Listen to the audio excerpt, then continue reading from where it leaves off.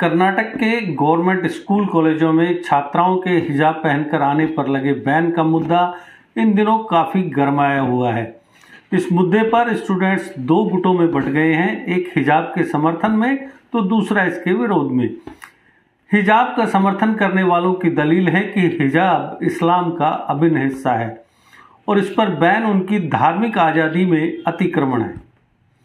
मामला अदालत में भी पहुंच गया है। हालांकि ये सब जानते हैं कि एक छोटी सी बात को सियासत के लिए तिल का ताड़ बनाने की कोशिशें की जा रही हैं, लेकिन इसके बावजूद जहां पर्दे की आड़ में नूरा कुश्ती जारी है, वहीं ग्राउंड लेवल पर लोगों को उकसाकर एक दूसरे के खिलाफ खड़ा कर दिया गया है। हम तो यही कह सकते हैं कि समझने ही नहीं देती सियासत हमको सच्चाई, समझने ही नहीं देती सियासत हमको सच्चाई, कभी चेहरा नहीं मिलता, कभी दर्पण नहीं मिलता। दर्शकों, जेके अपडेट प्राइम टाइम में मैं प्रशांत भारद्वाज आपका स्वागत करता हूं।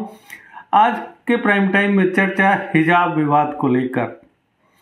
वक्त वक्त पर आए अदालती फैसलों से ये साफ होता है कि धार्मिक मान्यताएं अपनी जगह हैं और संविधान और कानून की अपनी खास अहमियत है। लेकिन सबसे बड़ा मुद्दा यह है कि एक नागरिक अपनी पसंद की वेशभूषा क्यों नहीं पहन सकता। अगर हिजाब की बात की जाए तो देश के काफ़ी हिस्सों में, खासतौर पर टू व्हीलर इस्तेमाल करने वाली सभी धर्मों की युवतियां और महिलाएं धूप से बचने के लिए अपने पूरे चेहरे को ढककर रखती हैं। क्या उन्हें रोका जा सकता है? इसलिए जब देश का कानून एक नागरिक को कानून के दायरे में अपने मुताबिक रहने की इजाज़त देता है, तो फिर क्यों किसी के कुछ पहनने पर इतना बवाल मचाने की ज़रूरत है? ऐसे मुद्दों को हवा देने वाले हमेशा चिंगारी को भड़काने की कोशिशों में लगे रहते हैं। आगे बढ़ने से पहले ये समझना बेहद ज़रूरी है कि कर्नाटक में हिजाब को लेकर आखिर घमासान क्यों मचा है। ताज़ा विवाद की शुरुआत इस साल की शुरुआत में हुई, जब कुछ गवर्नमेंट एजुकेशनल इंस्टीट्यूशंस में कुछ छात्राएं हिजाब पहनकर आने लगी। मैनेजमेंट ऑर्गेनाइजेशन ने जब इसकी इजाज़त नहीं दी तो हिजाब के समर्थन में अन्य जगहों पर भी स्टूडेंट्स के प्रदर्शन स्टार्ट हो गए।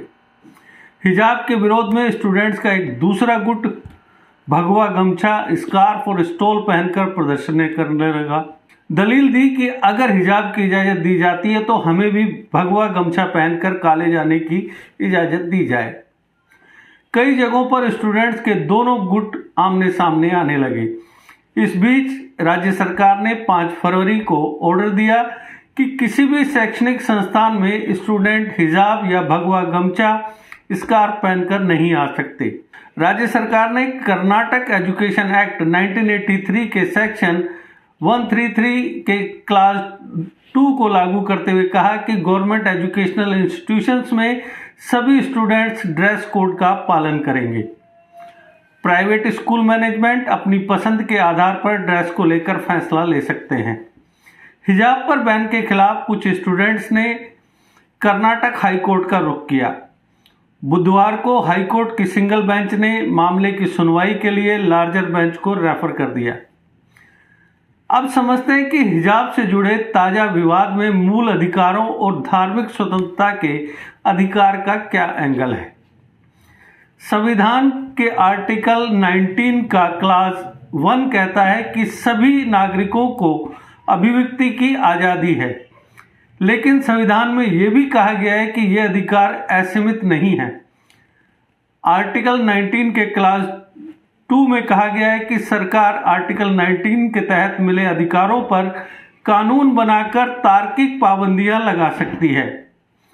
इसी आर्टिकल में कहा गया है कि भारत की संप्रभुता, अखंडता के हितों, राष्ट्रीय सुरक्षा, दोस्ताना संबंधों वाले देशों से रिश्तों, पब्लिक ऑर्डर, नैतिकता, कोर्ट की अवमानना, किसी अपराध के लिए उकसावा के मामलों में आर्टिकल 19 के तहत मिले अधिकारों पर सरकार बैन लगा सकती है।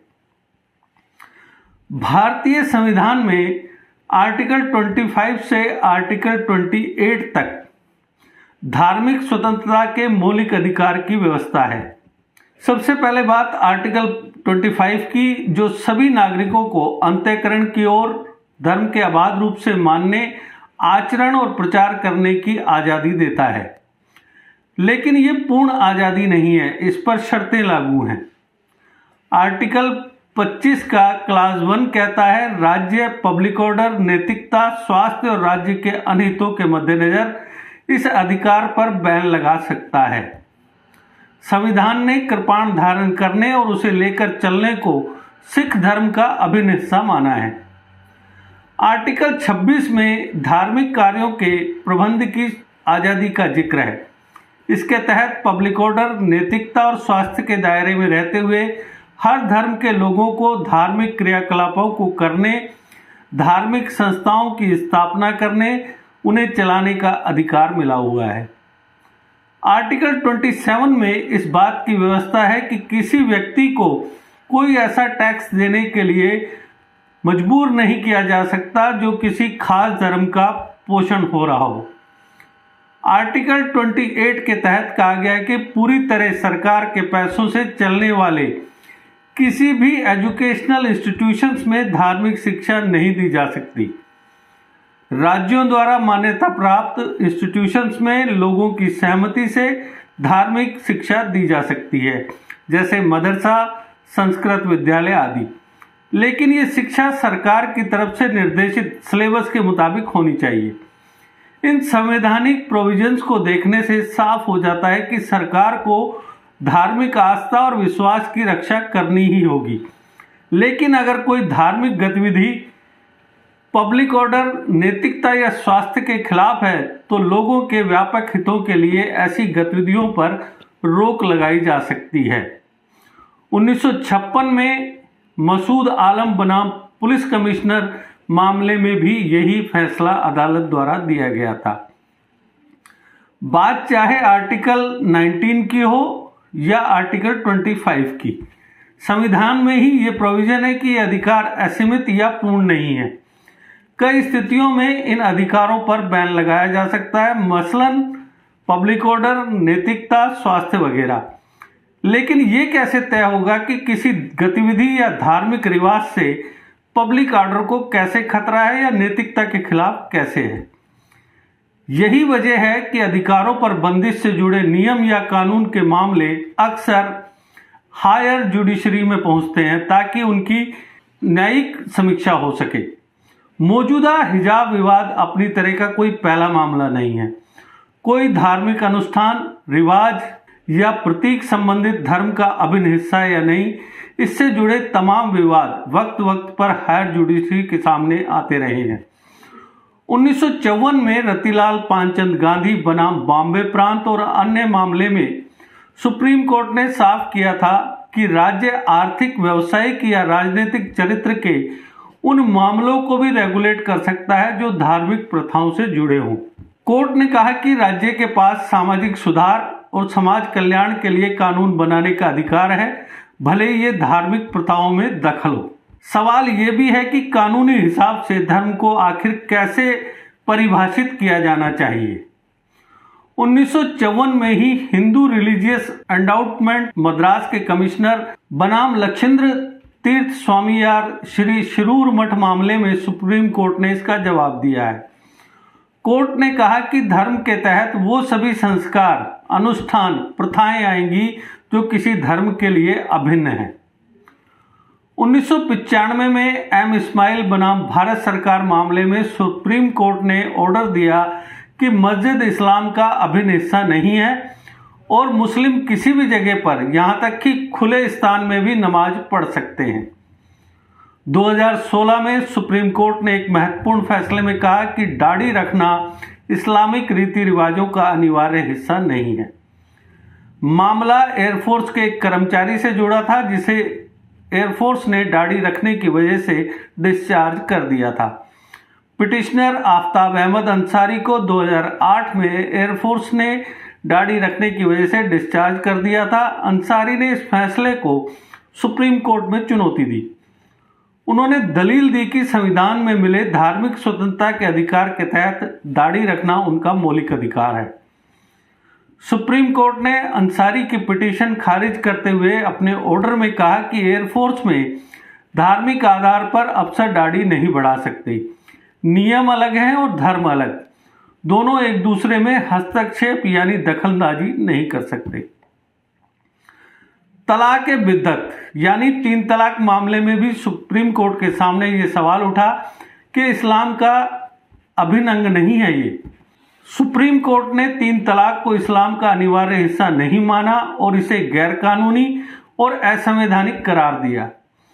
कोर्ट ने अपने फैसले में कहा कि ज़्यादातर मुस्लिम देशों तक में 3 तलाक की प्रथा खत्म हो चुकी है। इसे कोई ऐसी प्रथा नहीं कह सकते जो मजहब का अनिवार्य हिस्सा हो। हिजाब का मामला भी अलग अलग वक्त पर अलग अलग अदालतों में उठ चुका है। हिजाब इस्लाम का अभिन्न हिस्सा है या नहीं, ये मामला 2006 में भी मद्रास हाई कोर्ट के सामने आया था। एम अजमल खान बनाम इलेक्शन कमीशन ऑफ इंडिया मामले में कोर्ट ने कहा कि अगर मान भी लिया जाए कि पर्दा इस्लाम का अनिवार्य हिस्सा है, तब भी ये अधिकार पब्लिक ऑर्डर, नैतिकता या स्वास्थ्य की शर्तों के अधीन है। दरअसल चुनाव आयोग की तरफ से फोटो वोटर आईडी को अनिवार्य किए जाने के खिलाफ हाई कोर्ट में पिटीशन दर्ज की गई थी। एक मुस्लिम व्यक्ति ने पिटीशन डाली थी। उसने दावा किया कि फोटो वोटर आईडी उनकी धार्मिक भावनाओं को चोट पहुंचाता है। इसके पीछे दलील दी गई कि वोटर आईडी पर महिलाओं की बिना हिजाब या पर्दा वाली तस्वीरें होंगी। तस्वीर को अजनबी भी देख सकेंगे, कुरान में इस बात की मनाही है। हाई कोर्ट ने अपने ऑर्डर में कहा था अगर ये मान भी लिया जाए कि पर्दा इस्लाम का अनिवार्य हिस्सा है, तब भी आर्टिकल 25 ही साफ कर देता है कि यह अधिकार पब्लिक ऑर्डर, नैतिकता या पब्लिक हेल्थ के अधीन है। इसके अलावा संविधान के भाग 3 के दूसरे प्रावधान भी हैं। हमें ये कहने में तनिक भी संकोच नहीं कि चुनाव आयोग का निर्देश यानी वोटर आईडी पर अनिवार्य तस्वीर आर्टिकल 25 का उल्लंघन नहीं करता है। इन अदालती फैसलों की रोशनी में कहा जा सकता है कि हिजाब विवाद को भी सियासी मुद्दा बनाकर फायदा उठाने की कोशिशें की जा रही हैं। यह भी एक सबसे बड़ी जांच का विषय है कि आखिर इस मामले को तूल देने वाले लोग हैं कौन। इस मुद्दे पर भी एक मुस्लिम लीडर ने उस युवती को 5 लाख का इनाम देने का ऐलान किया है, जिसका वीडियो सोशल मीडिया पर वायरल हो रहा है। ऐसे ही लीडर ना सिर्फ मुस्लिम समुदाय में बल्कि हिंदू समुदाय में भी हैं और यहाँ तक कि सभी समुदायों में होते हैं। इसे विडंबना ही कहा जाएगा कि देश में आज़ादी से पहले अंग्रेजी हुकूमत ने अपने फायदे के लिए बांटो और राज करो की पॉलिसी के तहत लोगों को बांट दिया, तो आज़ादी के बाद सियासतदानों ने अपनी सियासी रोटियां सेकने के लिए देशवासियों को कभी धर्म तो कभी जाति के नाम पर बांटकर सत्ता का आनंद लूटा। जाने कब इसमें हमें आग लगानी पड़ जाए, जाने कब इसमें हमें आग लगानी पड़ जाए, हम सियासत के जनाजे को चिता कहते हैं। तो दर्शकों, आज के प्राइम टाइम में बस इतना ही। कल फिर किसी नए मुद्दे पर आपसे करेंगे चर्चा। तब तक दीजिए इजाजत। नमस्कार। जीके अपडेट रहे हमारे साथ। अगर आप ये वीडियो YouTube पर देख रहे हैं तो हमारे YouTube चैनल को सब्सक्राइब करें और बेल आइकन को क्लिक करें। अगर आप ये वीडियो Facebook पर देख रहे हैं तो हमारा Facebook पेज लाइक जरूर करें। For advertisement please contact 7051091811।